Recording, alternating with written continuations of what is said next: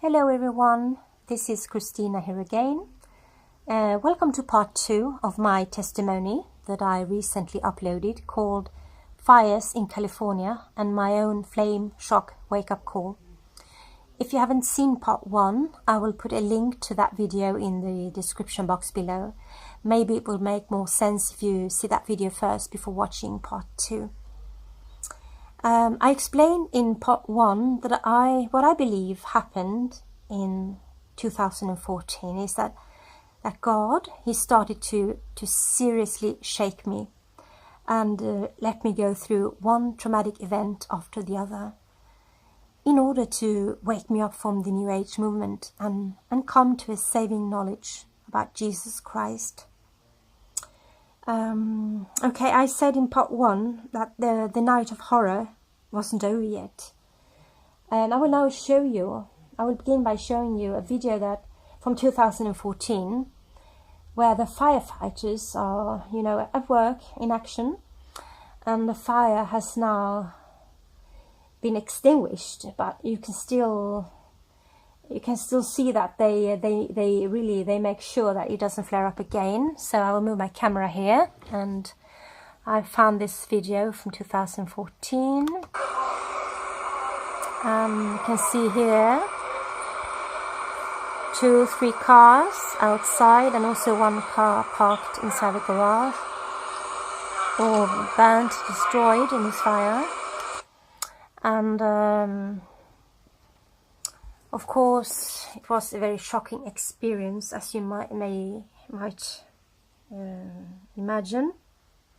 And the firefighters, they told us that it was a miracle that our house didn't catch fire. They really expected that because it was an extremely violent fire and almost out of control when they got there.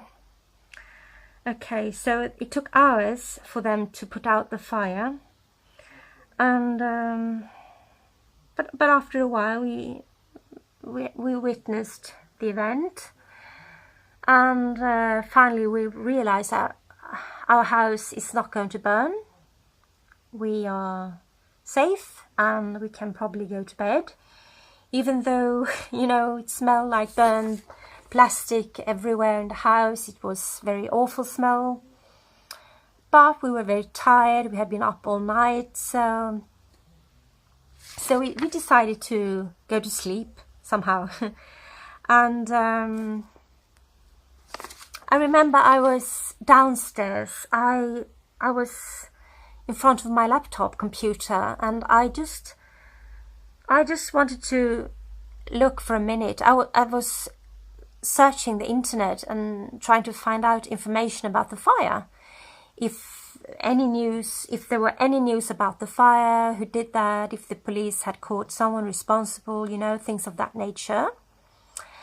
And I sat there in a little small sofa for less than 5 minutes, and then all of a sudden a huge black spider, the size of a grown man's fist, is climbing up the wall, very close to the sofa where I was sitting, And I've searched on Google Images, and this is the closest that I, could find image of a spider that looked like the spider I saw. I will move the camera now and zoom in a bit. So this sweet little creature was crawling, up the wall, very, very close to me, where I was sitting in my sofa, trying to find news about the fire. And I hate spiders. I'm not scared of animals, snakes. I grew up in a farm. I've been riding horses my entire life, so I'm not scared of animals and insects, but huge spiders is something that I cannot stand, and especially when they come into my house and very close to me. So this was, of course, a shock, and I screamed very loud, and my husband, he came downstairs very quickly. He thought actually that the fire had started again. So he was quite scared. But when he saw the spider, he just went, oh my, beep. Okay, censored. And he put that fire very quickly to spider heaven. And I've never seen a spider that size. Never inside a house, and never in that house. We lived there for some years, and this was the first time. And I thought that this was somehow, I thought it was a bad omen. I don't know why. I just felt that in my spirit. But now, when this spider was no longer a threat of any kind, I thought that okay, I will go upstairs and try to get some sleep.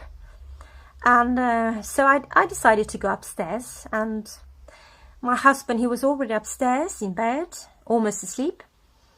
And lo and behold, a second huge spider, same type, maybe, I don't know, wife, husband of the one that my husband, put down, was crawling up the wall, very close to my side of the bed, close to my pillow, on the wall. And this time, I shouted even louder, and my husband, he couldn't believe his eyes. And once again, oh my, censored beep, and same procedure. The spider was no more. It was huge. And I thought, what is going on? I cannot believe what I'm seeing here. This is not normal. This is not normal. Something is going on here, okay? And, I couldn't sleep. I said to myself, okay, I will go downstairs. I will just sit down in the living room in a chair. The rest of the night I will wait until sunlight comes, and no way I'm going to sleep. This is not normal. Something very evil is surrounding me. I could feel it. And also, you have to remember that the police had no idea who put the cars and the garage on fire. So we thought that maybe, or I thought in my head that maybe some kind of crazy person, pyromaniac, maybe he will come back and finish his job, because we didn't die, or people didn't die. You don't know. People are evil. These are evil times that we are living in. So I was scared. I didn't feel well, okay? And as I've said in former videos, I was a New Age believer and had been for 25 years.